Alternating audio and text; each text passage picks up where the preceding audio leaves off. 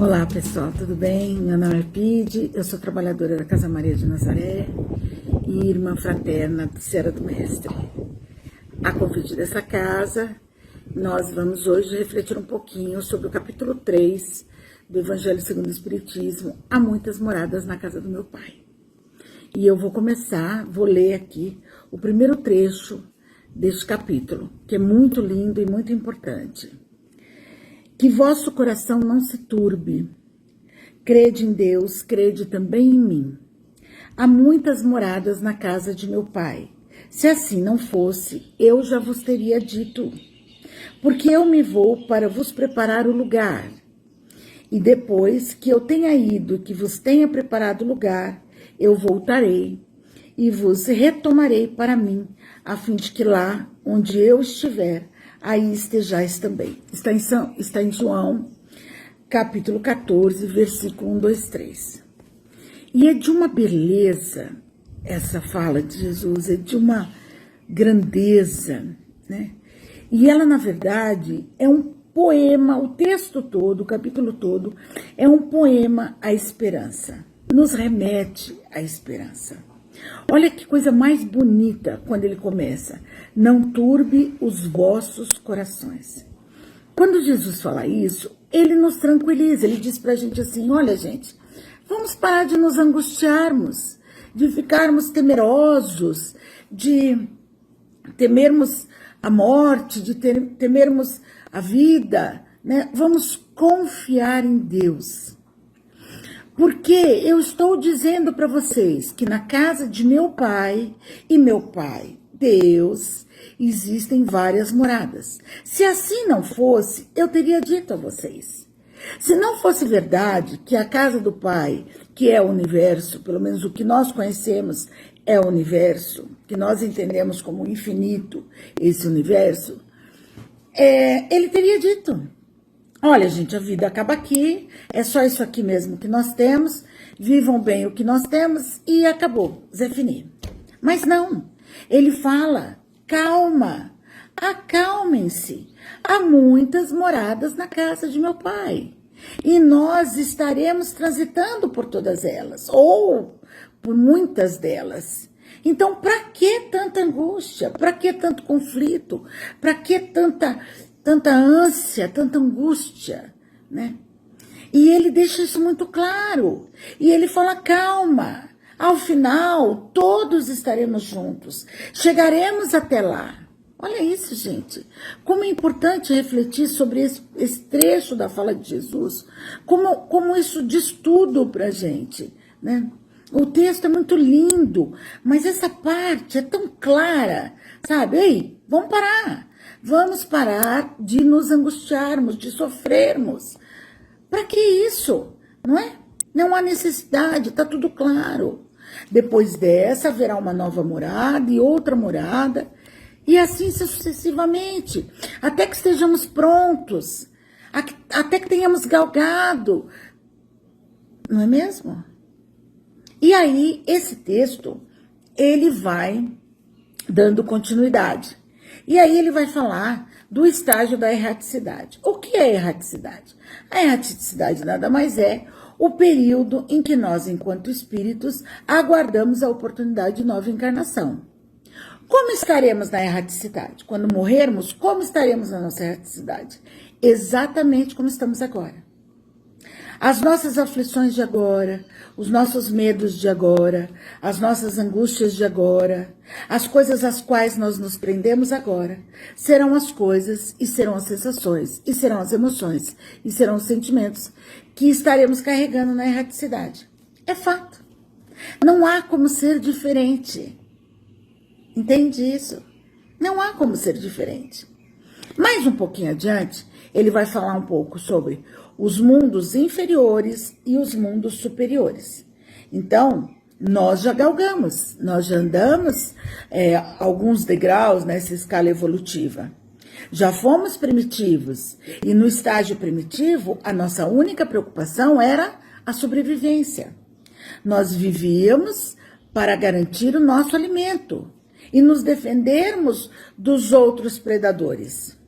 Éramos primatas, então naquele período o nosso foco, né, o nosso empenho era por nossa sobrevivência. Queríamos nos alimentar.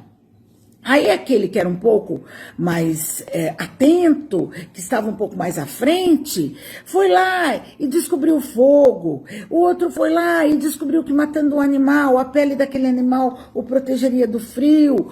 O outro conseguiu uma habitação, uma casa, uma tenda um pouco melhor. E assim fomos evoluindo, tendo alguns mais atrás, outros mais à frente. E o mundo foi caminhando. Depois, nós saímos desse estágio, né, primitivo. Que bom que já saímos desse estágio primitivo. Que ótimo. Nós não tínhamos nenhuma conquista tecnológica, nós não tínhamos nenhuma conquista por nenhum avanço tecnológico. Aí avançamos, hoje nós temos. Nossa inteligência hoje caminha para um estágio muito grande de evolução científica, tecnológica. Nós estamos muito mais adaptados, a sobrevivência não é mais o nosso problema. Ao contrário, hoje a nossa sobrevivência, ela é tranquila. Conquistamos o nosso espaço, né? Todos nós, hoje, temos condições de obtermos o nosso alimento, o nosso básico. E avançamos além desse básico, não é mesmo? Temos avanços significativos na ciência, na saúde, né? Em todos os âmbitos do mundo. Nosso problema hoje não é a sobreviver. Já vivemos, nós conseguimos nos adaptar de uma forma tão interessante que hoje vivemos o dobro, o triplo do que vivíamos naquele período em que éramos primitivos. Ótimo! Bom para nós todos, não é mesmo? E depois disso? Depois disso, nós teremos o mundo de regeneração. E como isso é alcançado? Pessoal, é muito importante que a gente pense que agora, no nosso mundo em que estamos, nessa fase em que estamos, esse período de provas e expiações, que é o nosso estágio atual, qual é o nosso foco? É o nosso aprendizado moral. É a nossa evolução moral. Nós conseguimos avançar intelectualmente, mas moralmente estamos muito aquém. Falta muito ainda. Daí a necessidade de estarmos num estágio em que as provas e as expiações são aquelas que nos norteiam, que nos conduzem. Porque se não fosse assim, nós não avançaríamos. A dor hoje, ela é absolutamente necessária para que a gente consiga sair do estado de inércia que muitas vezes nos encontramos. É necessário que a gente entenda que o nosso planeta Terra, é um planetinha, um espaço, é como se, no próprio livro ele vai fazer essa menção, é como se nós fôssemos uma aldeia no meio de um império. Então, nosso planeta Terra é pequeno, perto de todo esse infinito, esse universo que é a casa do Pai. Então, assim, dentro desse planeta Terra, o que nós temos aqui? Nós temos um grande hospital, uma grande escola, uma grande penitenciária. Quando nos curarmos das nossas doenças morais, sairemos do hospital. Quando tivermos acertado as nossas contas, sairemos da penitenciária. E quando tivermos aprendido, sairemos dessa escola com um diploma. Então, outro dia eu vi uma referência que eu achei assim, bem basiquinha, mas bem interessante. É como se no mundo primitivo nós estivéssemos lá na pré-escola, na educação infantil. No estágio que nós estamos agora, nós estamos no fundamental, né? Logo, logo, no mundo de regeneração, estaremos no ensino médio. E nos mundos felizes, teremos ido ao ensino superior. E aí depois mestrado, pós. Mas não pensem vocês que aqueles que estão nos planos superiores ou aqueles que estão nos mundos angelicais, que estão acima de nós, não passaram pelo que nós passamos. Claro que passaram. Por isso que os nossos irmãos que estão nos mundos superiores, nos mundos ditosos, os nossos irmãos que são moralmente, que estão moralmente acima de nós, eles são tão misericordiosos conosco. É por isso que eles gostam tanto da gente, que eles nos ajudam tanto, que eles estão sempre tão próximos a nós. Por quê? Porque eles já passaram por isso também. Essa dor que nós sentimos hoje, os nossos irmãos também já sentiram. E já se desvencilharam, e já cresceram, e já saíram desse estágio de provas e expiações em que nós estamos. Por isso podem e contam com a misericórdia de Deus para nos auxiliarmos, para que saiamos disso. Não podemos, não combina mais com a gente esse imaginário de que de repente o mundo vai bum, todo mundo vai acordar amanhã num mundo de regeneração onde tudo vai ser diferente. Não, gente, é paulatino, é de cada um. Um vai mais à frente, tem o que vai mais atrás, né? Mas vamos assim, galgando. Aqueles nossos irmãos que insistem em ficarem no mal, que insistem em permanecerem fazendo mal pelo mal, não terão mais essa bênção, nem essa oportunidade de estarem aqui conosco e quitarem as suas dívidas. E passarem pelo hospital e curarem-se. E cumprirem as suas penas. E fazerem a sua escola. Não mais aqui estarão. Isso é muito importante que a gente entenda, né? Então vamos entender que no nosso mundo agora, estamos aqui, no plano de provas e expiações. Já saímos do inferior, estamos no provas e expiações. Galgando para a regeneração. Na regeneração, não vai ser todo mundo bonzinho, gente boa, que delícia. Não, teremos provas também. Mas não estaremos no estágio de tanta expiação. Teremos provas, teremos que lutar para vencermos as nossas más tendências, mas haverá muitas diferenças. Acho que a mais importante delas, uma das mais importantes, é que estaremos voltados para o todo. O coletivo será importante. Não é cada um por si, eu. Não! Vamos ajudar a todos. Estaremos num estágio em que o amor será a palavra-chave. E aí é importante que eu evolua, mas é importante também que eu traga o meu irmão junto comigo. Nesse período de regeneração, estaremos preocupados e focados em outros elementos que agora não fazem parte da nossa vida, porque nesse plano de provas e expiações, nós estamos muito ainda arraigados aos nossos desejos inferiores, às nossas paixões desenfreadas, não é? Na regeneração isso não se fará presente, não é mesmo? E aí depois ele vai falar um pouquinho dos mundos superiores, né? Que a gente já falou aqui um pouquinho, né? A gente já disse que nos mundos superiores não há necessidade de doenças e nem deterioração do nosso corpo. Não vai mais haver essa necessidade. E uma coisa que eu acho fantástica nos mundos superiores é a ideia da morte. Nos mundos superiores não existe morte.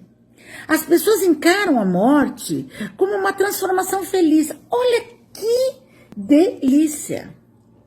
Eu poder encarar a morte como uma transformação feliz, não é?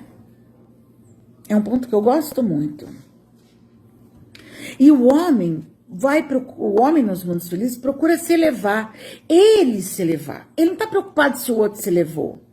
Sabe aquela conversa assim? Ai, queria tanto que meu marido fosse espírita, que ele ouvisse as palestras, que minha esposa fosse isso. Não! É elevar-se, melhorar a si próprio, sair do estágio em que está, né? Cuidar do outro, mas sem ficar preso à elevação do outro. Prender-se, eu quero estar cada dia melhor, né? Isso é uma característica muito importante também, né? Já falei aqui, vou repetir, que os mundos de regeneradores é aquele estágio entre o nosso mundo de provas e expiações e os mundos superiores. Então, antes dos superiores, vamos nos regenerar. Vamos passar pelo mundo dos mundos da regeneração, né? Bom, e é o seguinte, gente, não tem essa de não quero. A progressão dos mundos, ela é uma lei natural. Todo mundo tem que evoluir. A natureza toda chama por isso. Então, é inquestionável essa questão da evolução.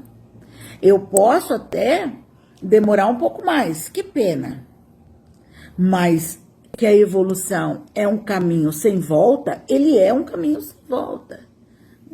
Absolutamente necessário, né? Bom, e lá na Gênesis, no capítulo 18, ele tem coisas incríveis quando ele vai falar da geração nova. Ele fala que, para que na terra sejam felizes os homens, é preciso que somente povoem espíritos bons. As saídas dos espíritos que fazem o mal pelo mal e que não foram ainda tocados pelo bem, né? E uma parte desses espíritos não vão mais encarnar na terra. Terão que ser levados a outros locais. Então ele faz uma explicação que eu gosto demais. É muito simples, eu convido vocês todos a lerem o capítulo 18 da Gênesis, Geração Nova, que é muito lindinho. Ele vai fazer uma comparação assim.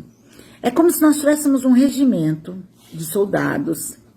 E dentro desse regimento de soldados, existe um grupo muito grande de homens muito truculentos e muito indisciplinados.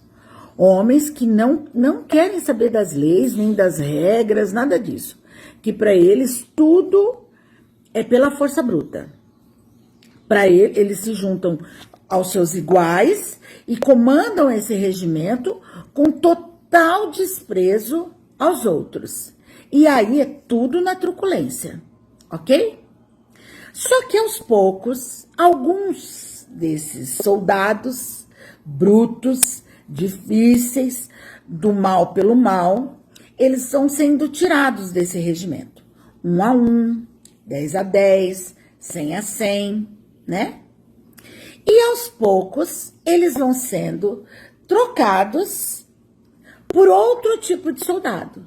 Aquele soldado que gosta do bem, que segue as regras, que tem noção das leis, que é disciplinado.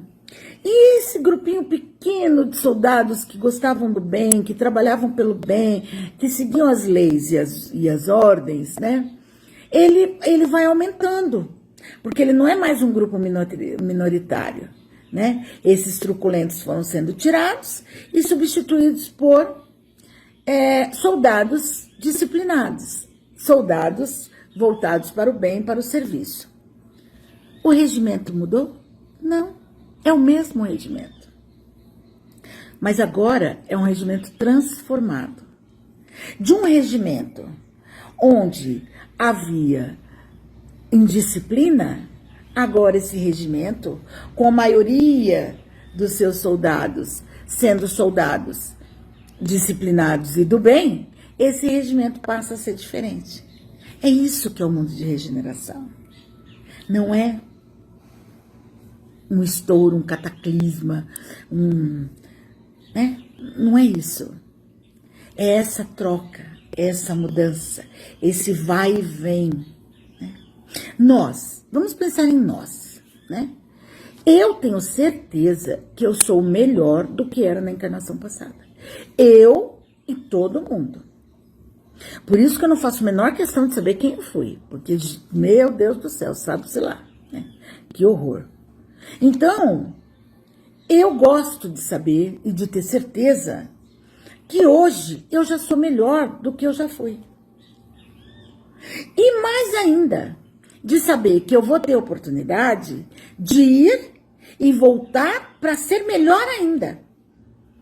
Então, eu sou melhor do que era no primitivo, agora eu preciso trabalhar para que eu vá para a casa de meu pai e volte para reavaliar e para refazer e para zerar antigos débitos e novos, né? Antigos débitos, que ainda devem ficar. Claro que fica. Você não é perfeito, eu não sou perfeita, falta muito, muito. Sabe, sei lá, quantas vezes vou retornar aqui, né? Espero ter essa oportunidade do retorno, porque é só nessa oportunidade do retorno que a gente cresce. Não podemos ficar na erraticidade. Não, eu posso evoluir na erraticidade? Posso, claro que eu posso. Mas é aqui, ó, no embate, no dia a dia, encontrando as pessoas, fazendo os meus embates internos, não é? É aqui, no dia a dia, que eu realmente aprendo, resgato os meus débitos, né? Curo as minhas feridas.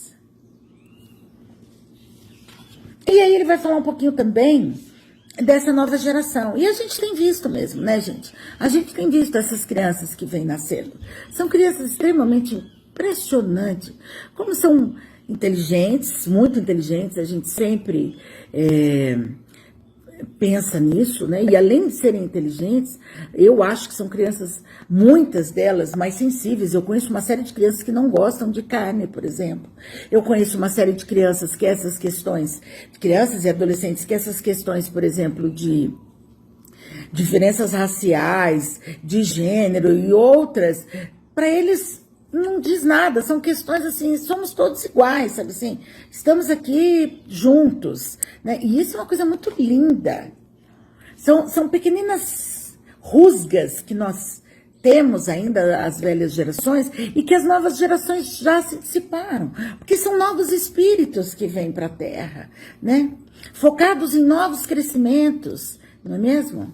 E aí, aproveitando a deixa desses novos conhecimentos, eu quero falar para vocês aqui que estamos num período muito importante. Vivemos uma crise mundial, que eu espero que para muitas pessoas essa nova crise mundial tenha feito com que as pessoas tenham reencontrado o caminho de Deus, né?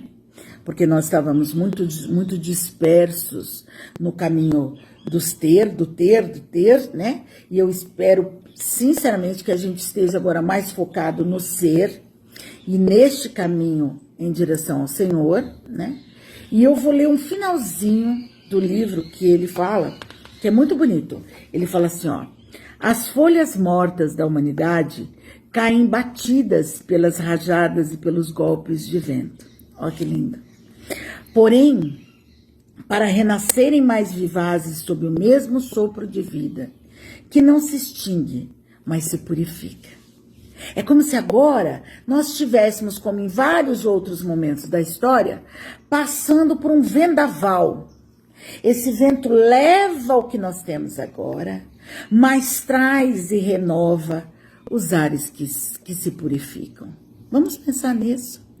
E aí eu ganhei um presente que foi reencontrar este livrinho aqui, ó, Sementeira da Fraternidade, do Divaldo Pereira Franco.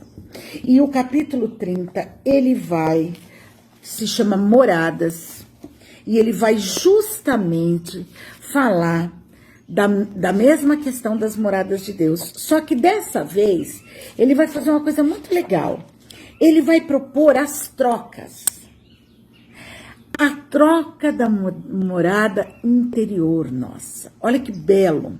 Ele vai falar de que, além dessa proposta da morada, existem muitas moradas na casa do Senhor, existem muitas moradas no infinito, existem muitas moradas dentro de nós.